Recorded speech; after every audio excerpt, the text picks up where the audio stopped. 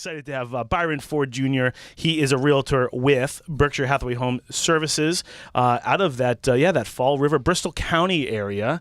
Welcome to the show. Thank you. It's a pleasure. Appreciate it. Pleasure's ours. We see that you wear your realtor pin with great pride. Like his head's held high. And I do. All the time, every day. There's a big distinction between being a realtor and being a real estate agent. And let's just take a couple seconds just to talk about that. Being a realtor, you're a part of a realtor organization, a realtor association. Correct. That allows you to be able to benefit from the designation of a realtor, but there's way more than that. I mean, there's rules of ethics that you have to abide by and you get trained on, and you apply those rules of ethics day in, day out with regards to how you deal with your clients, correct? Correct, and you have refreshment courses every 2 years. Right. And I'm up to date. And you're up to date. I love it. So for those listeners who don't know Byron Ford, why don't you tell them about yourself and your company? We used to be Weichert Realtors for 7 years. Mm-hmm. That's when I joined Mel. Prior to that, I had my license for 2 years and really didn't do anything with it. Okay. I happened to make an unusual pit stop at a Dunkin' Donuts, and he's walking out the door, and I'm walking in. I had no clue who he was. Gives me his card and says, "Why don't you talk about coming to work for me?" So I took a look at the card, called him a couple days later.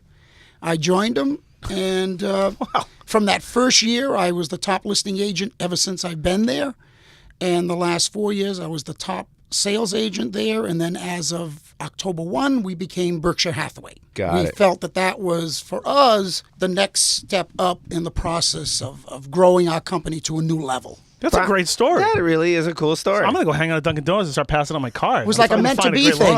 And I never go to that Dunkin' Donuts. Yeah, that's awesome. Byron, what inspired you to get into real estate in the first place? That's kind of even more odd. I like to ask these odd questions. I owned a jewelry store for 22 years, and when it closed, I went to work selling coffee and vending services. Mm-hmm. And at one point, I'm sitting at the diner in New Bedford every Saturday morning, like I do faithfully, Angelo's, and I'm reading through the real estate book, and I'm saying to myself, what am I going to do when I don't really feel like driving 50, 60,000 miles a year? So I said, well, I like houses, and I love selling. I'll become a realtor. Yeah. Hence, I got my license. Really cool story. But so there are elements of your previous career that impacts your ability to service your clients. Can you highlight a few of those? Sure. I have a lot of relationships. A lot of my listings have come from jewelry customers over the years. Gotcha. I even go to a showing sometime and it's not even my client. They'll meet me there and with their agent, "Oh, you sold me this watch 22 years ago." Right. I act like I remember. I probably don't. I'm getting a little older, as you can see. They remember you. That's what's important. But that's done a lot with it. I've done a lot of sales, quite frankly, through the coffee and vending contacts. I have one lady, between her and her husband, I've sold them 4 houses. Wow. So they kind of all meld together. Gotcha. You know, we talk on the show a lot about inventory and the lack thereof. Also that prices have really reached some crazy levels, really, especially around Boston and outside. I want to talk a little bit about your neck of the woods, you know, where that New Bedford Fall River, and, you know, there's obviously, well, not obviously, I want you to tell me, but is there good investment opportunities there? And how are you seeing the market in general in that? The market in general in New Bedford and Fall River is steady. It's been very strong. We've had constant growth, me included, 4 straight years in a row, this year being a record year again. Wow. But the pricing in New Bedford in that area is still relatively moderate compared to other parts of the state, particularly the greater Boston area. Hence, you have some great investment opportunities in multifamilies. We have people constantly coming down from Boston looking to buy a manufacturing facility or an investment property, that type of thing. So there's still a lot of that available out there. The problem we have, like everybody else, is the inventory is extremely limited. Mm-hmm. Interesting. What do you offer for advice as far as perhaps people that are sitting on inventory to expand and get their feet wet and get these houses onto the market? The sooner the better. The sooner the better? I don't care if it's the worst winter in the world like we had 2 years ago, put your house on the market. If your house is... Because you guys have buyers. We have buyers. If the house is desirable, if it's priced right, it's going to sell. Got it. What kind of advice do you give your sellers to prepare their house to get on the market? Declutter. That primarily. Throw things away. I don't have a whole lot of problems with that. Most of my listings are really quite nice, and the houses look like some people say they really live here, in which case they do. But I have others where there's a whole lot of clutter, and you got to declutter as much as you can. People need to be able to get a feel for the house, but don't depersonalize it. I'm not one who believes in taking family pictures down or anything like that. Really? Yeah, I know. I know that's not the normal school of thought. But I like a house to look like you've lived in it, you're comfortable with it, and they can visualize themselves living in it. I mean, that totally goes against Yes, the it grain, does. doesn't it? Yes. Because a lot guy of the sells houses. staging He knows what he's advice talking is about. Try to depersonalize, Yeah. because what Yeah. you want to do is you want to allow the individual that's sort of touring the place to see themselves living there, and they're not impinging on someone else's place. Well, then it's But you're- incumbent upon me to kind of give them ideas. Even if I'm not their buyer's agent, I'm the listing agent, I can give out, you can do this, you can do that. That's kind of what I have to do. And I think that's really why I sell between 60 and 70 units a year. Yeah, That's he's doing awesome. pretty well.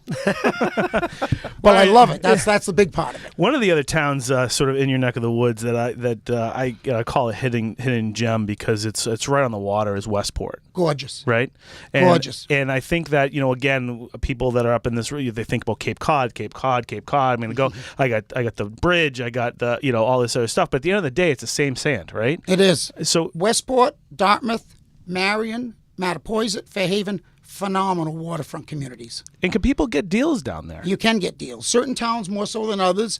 Westport and Dartmouth are a little bit more pricey. Marion and Mattapoisett's in that same kind of category. But again, that same house on the North Shore and the South Shore is probably 20% more money. Right. And maybe more than that.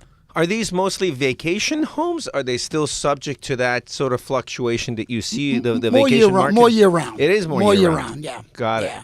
I mean, a lot of times it's a second home. I just listed one recently right on the water in Mattapoisett. Now they live in Ashland, but that's that's really their fourth home. But that one they're selling now, and it's not their year-round home, but it is a year-round house. Byron, can we talk about that one just to dissect it for just a Yeah. minute? Because I want to give the listeners an idea of what's available in those areas for a place on the water. Tell us a little bit about square footage. What was the property get listed for? I have several of them on the water that I can talk about. I have one that is a 3-story, about 4,800 square feet, in-ground pool, saltwater in-ground pool, jacuzzi, dock at the pond, $699,000. Now, What? Any Yeah. water views? and water views. Yeah. And- it's on the water, he says. And the second floor great. has floor-to-ceiling windows that literally look over the whole entire pond down the long yard going down to the pond to where the hammock is. And Can Ollie the put his dock. yacht at the end of the dock? Or? No, you can do a kayak. Just a kayak. So I'm going to More have to my speed. downsize. I'm going to More my downsize speed. my yacht to a kayak. Now, the other house, which has breathtaking water views overlooking a marsh, and Mattapoisett, which is a private association. So you have 2 private beaches, association members only, and a clubhouse. That one's in the high 4s, which is really a very good price for that house. That's I mean, put that thing in incredible. Barnstable or Over $1 million. Yeah, of course. Yeah. You weren't kidding when you said a gem. I mean, these are hidden gems. Right. You were 100% right. Views the same. A lot of people don't realize all that the South Coast has to offer. Byron, we're running out of time. I just wanted to shift the conversation Sure. very quickly over what central advice do you have for your buyers? The most important thing, in my opinion, is make sure you buy in the price range you're comfortable with. Got it. Don't go by the pre-approval, no offense. Go by a payment that you're comfortable with. You Gotcha. don't want to be house poor. And Byron, Nothing worse. What I will tell you though is, I was in this business, got in this business in 2001, and so I saw the 04s, 05s, 06s, and I saw a lot of people that got a little too big for their britches. And Exactly. and really, loan officers were saying, "Oh, well, you can afford this," and not starting with what your comfortable monthly payment. What I will tell you is I would say 95% of my clients are in the 30% range for debt to income ratio. And really what that means is they're right there in their sweet spot. Like Right. I'm not seeing anybody that's just looking to go crazy. And so I'm glad that's happening because we don't want to revisit that whole deal. No, we sure do not. I started at the very bottom when it was 2005, and it was nothing going on. Well, if you're a buyer or a seller that's thinking about putting your property on the market in the Fall River, New Bedford area, how would people reach you? My website's greaternewbedfordhomes.com. GreaterNewBedfordHomes.com. I have also southcoasthomes.biz. Perfect. And you can always reach me at Berkshire Hathaway. Awesome. All Give me a right, call wonderful. at 855-4ASK. Rick, Byron, thank you so much for being part of the show. My pleasure. Thank you.